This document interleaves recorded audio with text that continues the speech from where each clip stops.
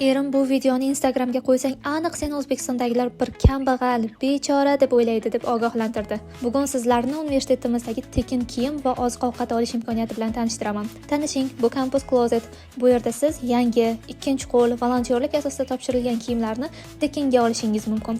O'zbekistonda hali ikkinchi qo'l madaniyati shakllanmagan. Odamlar birovniki tugul yaqinnikini ham kiymaydi hozir, deb qoldi erim.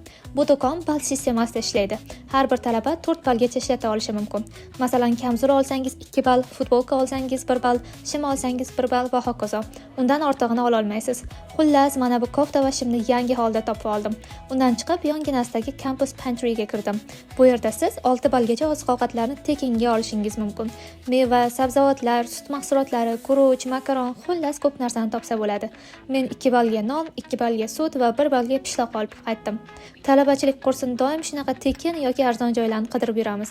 Endi sizga savol, faqat rostini ayting, siz ham ikkinchi qo'l kiyimlarni kiygan bo'larmidingiz? Izohlarda yozib qoldiring.